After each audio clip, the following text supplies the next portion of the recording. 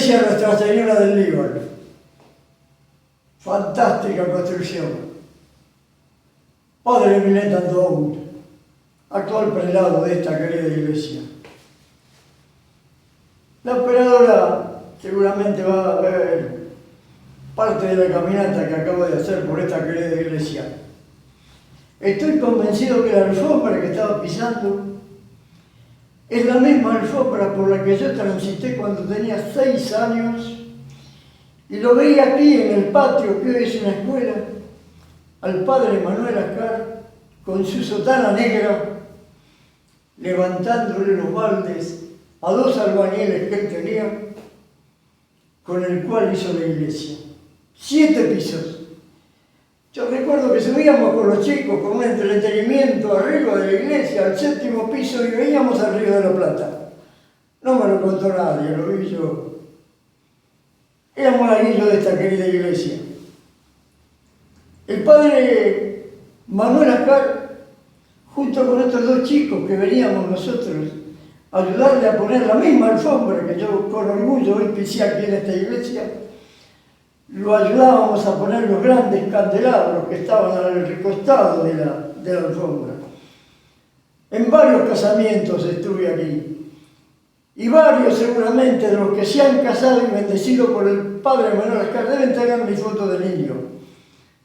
Claro, yo era muy chico, no pude guardar ni tener esa foto.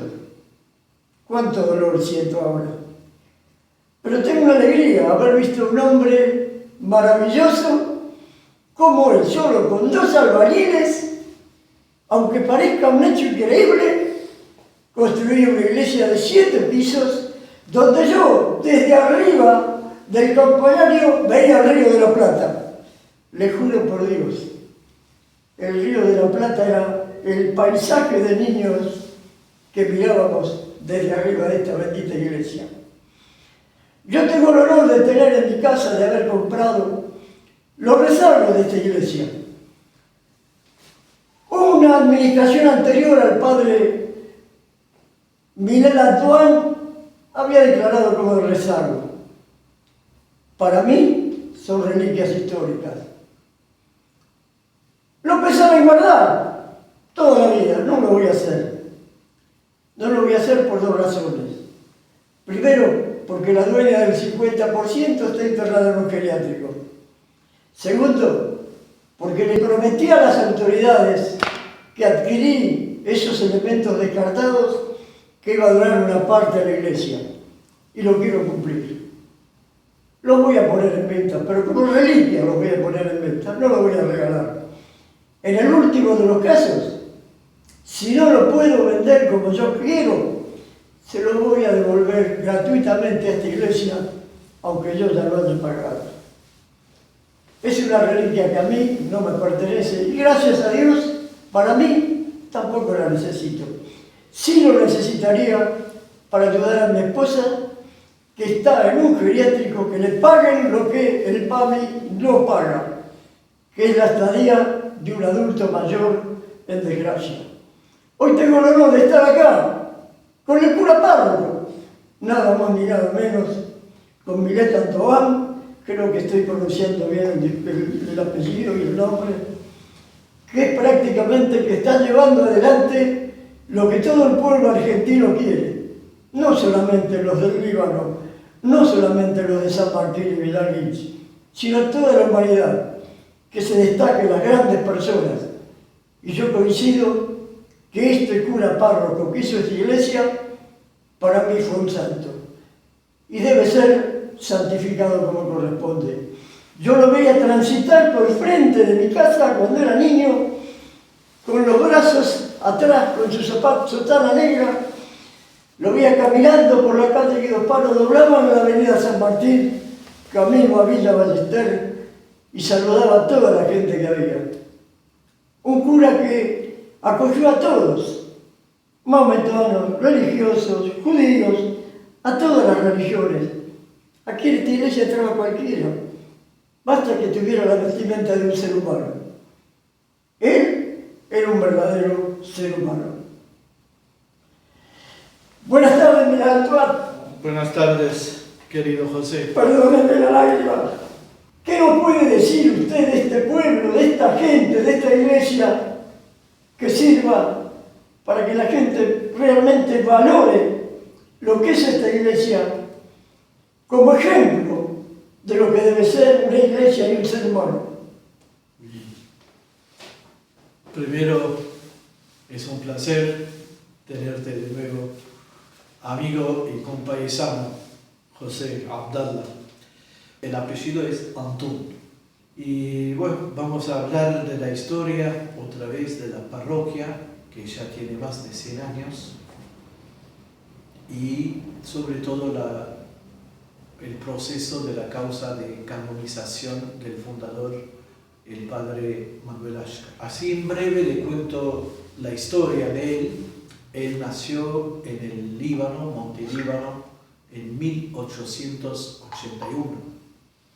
De un pueblo que se llama Bet Shabeb, significa casa de los jóvenes. De muy chiquito fue una persona brillante, destacada por su inteligencia y sus virtudes. Viene de una familia importante en el Líbano, ¿no? Ashkar, que significa rubio, es una familia milenaria. Sabemos que en el año 325, en el primer concilio ecuménico de la Iglesia, que se hizo en Nicea, este año el Papa León XIV fue a visitar este sitio que está actualmente en Turquía. Bueno, en este sínodo, en este concilio ecuménico 325, hubo 2 obispos de apellido Ashkar, del mismo apellido. Estamos hablando de un apellido histórico. Bien, él nació ahí en 1881, entró a la orden, ya tenía más o menos 20 años, donde ya su tío era religioso sacerdote de la orden. La orden hoy día se llama Orden Maronita, de la Iglesia Maronita, antioquena, Orden Maronita de la Beata Virgen María, hoy día. A lo largo de la historia, que la orden tiene más o menos 340 años, llegó el nombre varias veces. Bien, él entra a la orden, recibe su formación religiosa y universitaria. La primera parte de su formación la pasa en el Líbano, estamos hablando no menos de 5 años.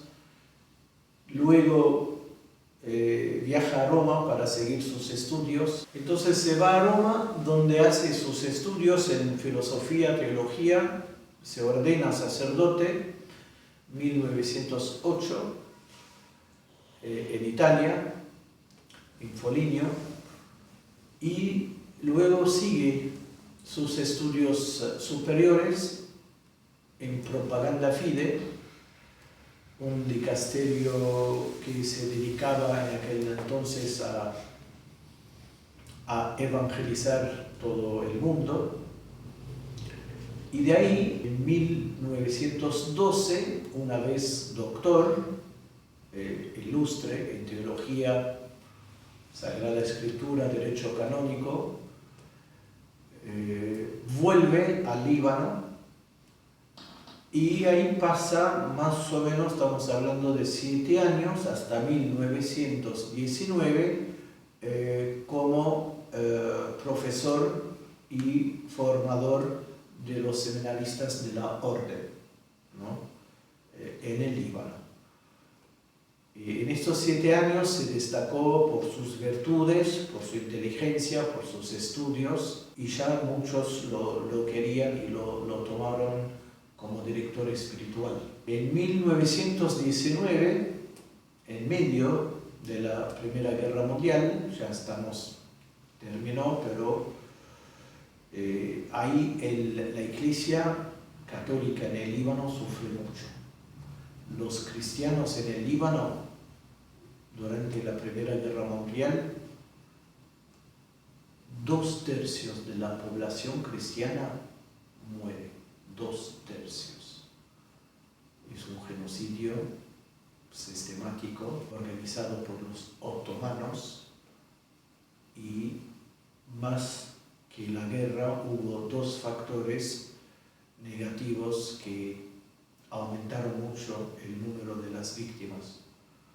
Uno era el hambre y otro era un bicho que atacó la zona, langostinas, langostas, esto que come todo. Bueno, resultado, 2/3 del pueblo católico, cristiano, libanés, muerto. Y los que quedaron, más de la mitad emigraron. Por eso uno pregunta por qué dejaron el país.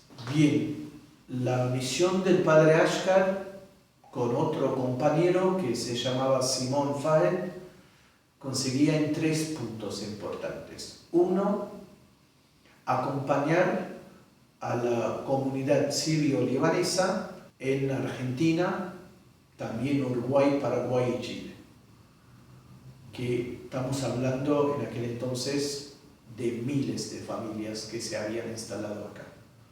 La otra, dar una mano en la misión a toda la población, y esta misión le fue encargada desde Roma. Por eso él fue llamado misionero apostólico. Apostólico porque el cargo le pidió el Vaticano. Propaganda fide en aquel entonces. Y la tercera misión era recaudar fondos para enviarlos después al Líbano, porque la iglesia en el Líbano y la orden en especial estaba muy endeudada y había hipotecado muchos bienes fijos y no. 1919 sale del Líbano encargado con estas 2 misiones, pasa por Roma, obtiene la bendición del Papa y le encargan la tercera misión, que es misionar también a todos los que son los cristianos acá de rito romano latino y bueno, toda la población, y llega al suelo argentino con el compañero Simón Fahed 1920. Pasa 2 meses en la casa de un hermano de él, un hermano biológico, en Gualeguay, descansan, en aquel entonces venían en barcos, el viaje duraba casi 30-40 días, y de ahí vuelven a Buenos Aires para presentarse delante de las autoridades eclesiásticas, en aquel entonces el arzobispo de la ciudad de Buenos Aires y el nuncio apostólico. Obtienen la bendición, presentan los papeles y pasan 2 años sin parar misionando, recorriendo Argentina, Uruguay, Paraguay y Chile, sirviendo, brindando los sacramentos de bautismo, de confesión, de primera comunión, celebrando misas, casamientos y dando la unción a los enfermos. Y también conociendo a la colectividad libanesa, o sirio-libanesa, como se conoce acá, fortaleciendo los lazos entre ellos y juntando plata para enviarla de nuevo al Líbano, porque fue uno de los objetivos de los 3 objetivos. Terminan los 2 años, el padre Simón Fahed, el otro compañero, vuelve al Líbano con la plata que recaudaron. El padre Manuel Ashkar, a pedido de la gente, queda en Argentina y más adelante se instala en Villa Lynch. Y más adelante, estamos hablando acá del 25, del año 25 más o menos, 26, compra 3 terrenos acá, que es este local. República del Líbano hoy día y Padre Manuel Ashkar. Antes era Guido Spano y Monteagudo. Monteagudo, exacto. Y Monteagudo anteriormente también era Milán. Bueno, se instaló acá y como vos dijiste, en Villa Lynch había muchas familias judías Algunos eran comunistas y otros eran religiosos, y los religiosos lo ayudaron más. Y una anécdota que yo escuché de los testigos, que una madre judía le decía a su hijo: ándate a jugar en el patio de la parroquia, al menos el cura allá reconoce a Moisés, a Elías, a los profetas, pero estos del Club Pérez eran comunistas, no creen ni en Dios.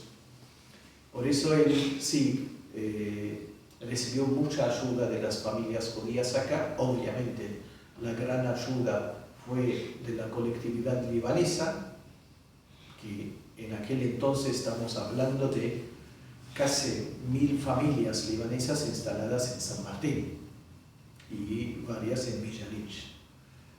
Y él recorría todo esto a pie. Llegaba a Villa Boya, a Magister, a San Andrés, todo esto lo hacía a pie. Bueno, obviamente muchas avenidas y calles eran barro en aquel entonces. Bueno, con la ayuda de las colectividades, vuelvo a nombrar la siro-libanesa, la judía, la italiana y la polaca, y toda la gente de la zona pudo comprar los terrenos, y él fue, sin exageración,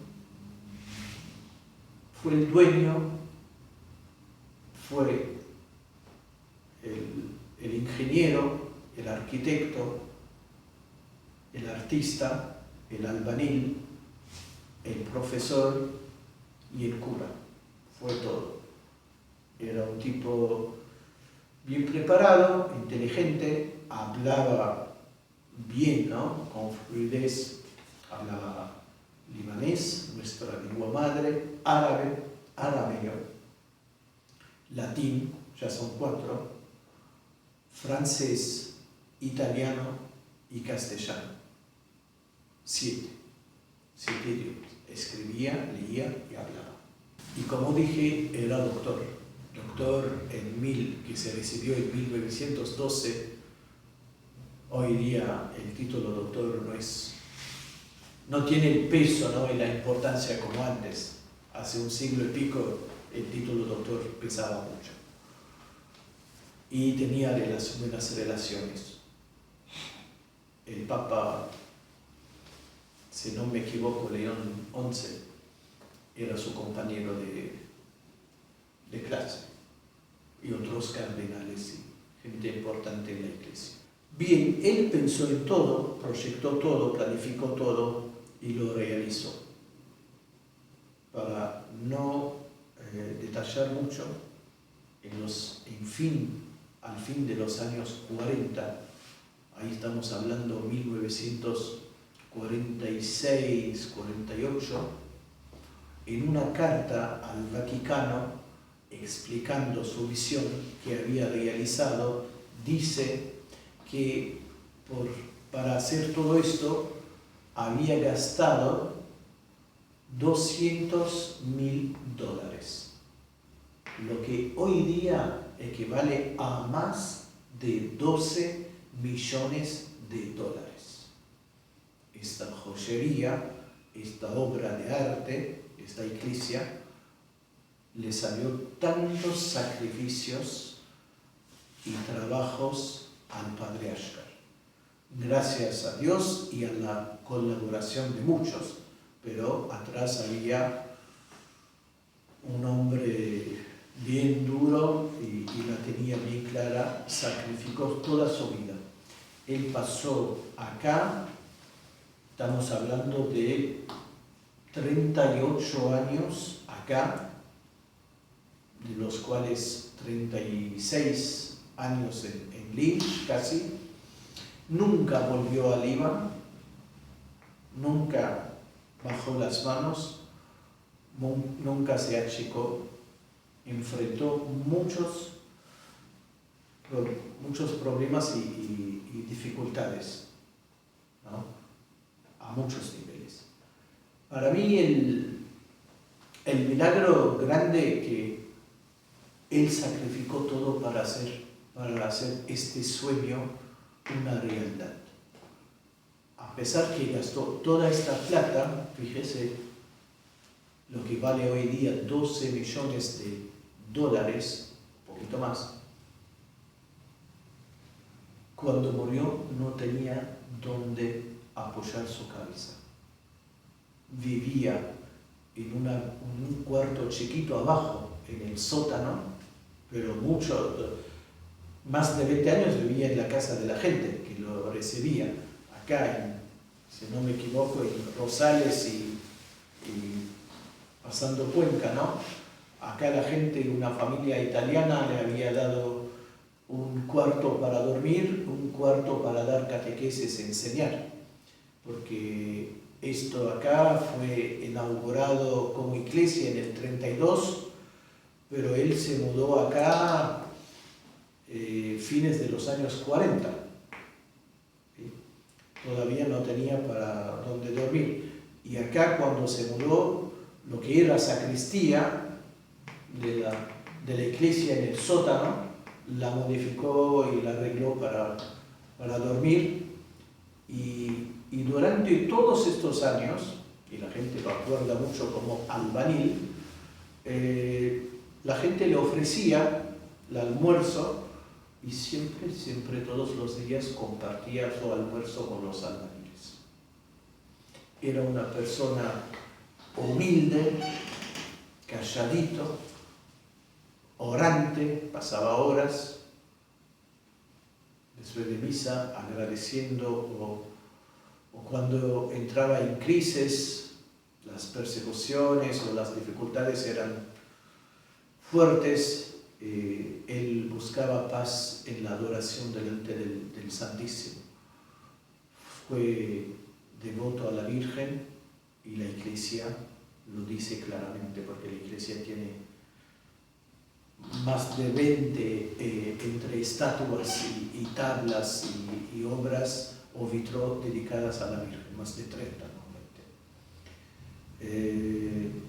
Bueno, después, fines de los años 50, estamos hablando en el 57, se empeora su salud, el médico lo ordena de dejar el sótano, porque el sótano era húmedo, y subió y vivió acá, al lado, arregló que lo que era oficina, lo cambió en un cuarto y una oficina, parte cuarto, parte oficina, y acá vivió el último año más o menos, ya no estaba bien de salud y muere a los 77 años el 10 de octubre de 1958. Cuando murió ya era muy conocido y muy querido, no solamente por Villarrica y San Martín, sino a nivel de provincia y capital, y tuvieron que hacer 4 días de velatorio por la cantidad de gente que ocurrió a su funeral. Hoy día estamos hablando, ya pasaron más de 70 años casi, su fama de santidad sigue, la gente lo recuerda en bien, y hace un año más o menos, poquito menos, eso fue, si no me equivoco, José, fin de septiembre, inicio de octubre del año pasado, yo llevé cartas encargado por el obispo maronita libanés acá, Monseñor Juan Habib, al Vaticano, al dicasterio de la causa de los santos, pidiendo el permiso para empezar ese proceso. Es un proceso que va a durar no menos de 10 años. Y anteriormente a esta carta tuvimos varias reuniones y también tuvimos el consenso de los obispos locales, no solamente de San Martín, sino de varios obispos de la provincia y capital. Y anteriormente también fue el pedido oficial de la Orden del Líbano al obispo acá que empiece la causa del patriarcado. El viernes pasado, 15 de mayo, hace 4 días atrás, en una misa solemne, el obispo anuncia el inicio de la causa públicamente, ya que hace una semana larga que él había nombrado el postulador y la comisión histórica, el juez y el notario, el vicenotario, todo el tribunal que se arma para trabajar en esta causa, que eso, como dije, va a llevar tiempo. ¿En qué cosa consiste? Ahora consiste en 2 cosas.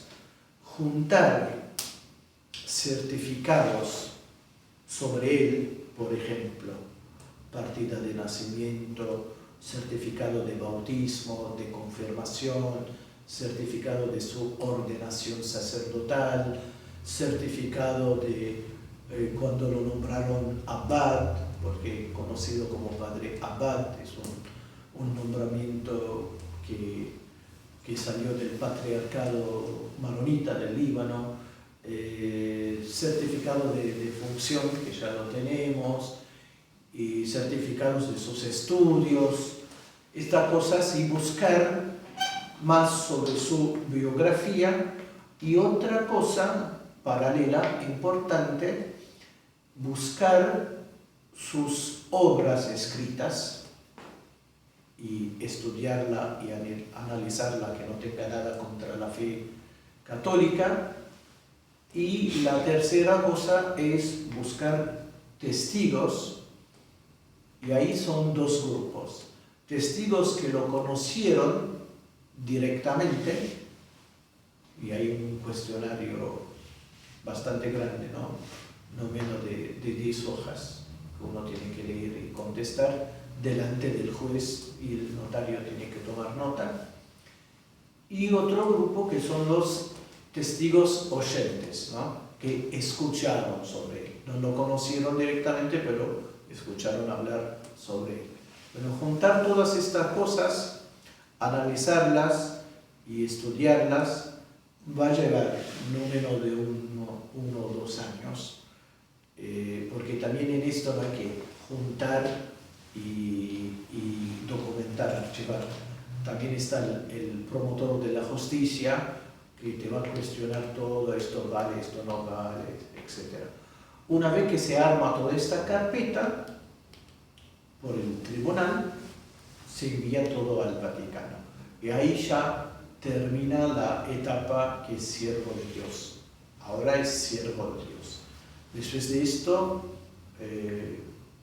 Dios quiere, puede llegar a ser venerable, luego beato. Ahí, cuando va a ser beato, se exige un milagro, y para la santificación o la canonización, es decir, cuando va a llegar a ser santo, ahí se exigen 2 milagros más. Pero lo más importante para la Iglesia no son estos los milagros. Lo más importante para la Iglesia católica es su vida, sus virtudes, eso, que como toda la gente recuerda que era un hombre de Dios, un hombre que vivió de una forma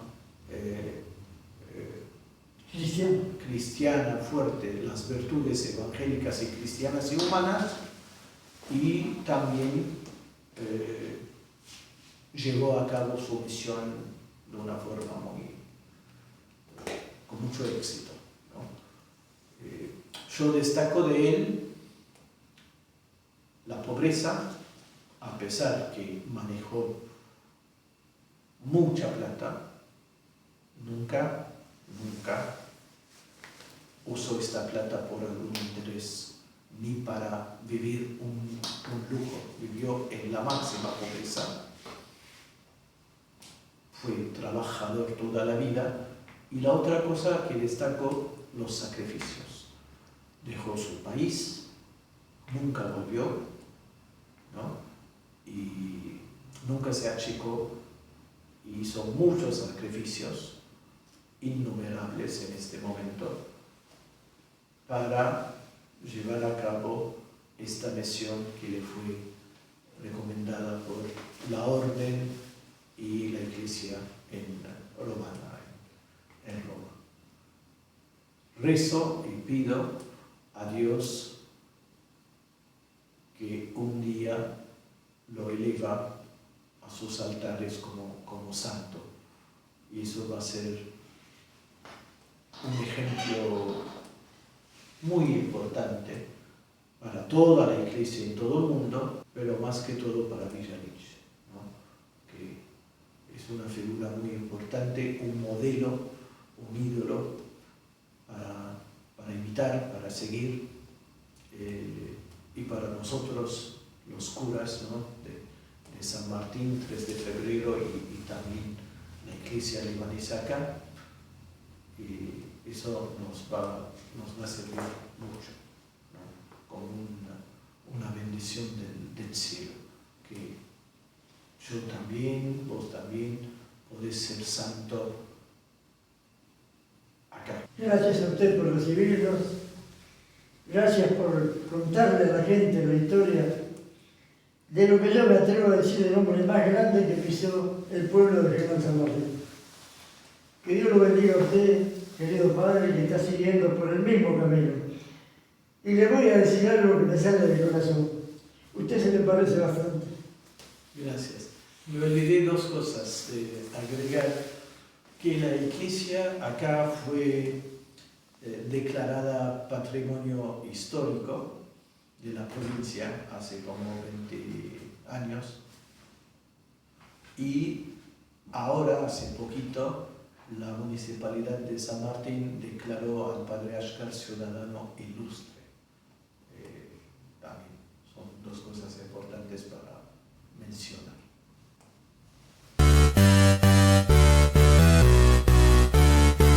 Automotores Don Juan, Colombraro Hermanos y el Colegio de Abogados de San Martín patrocinan y apuntalan a Sin Antifaz.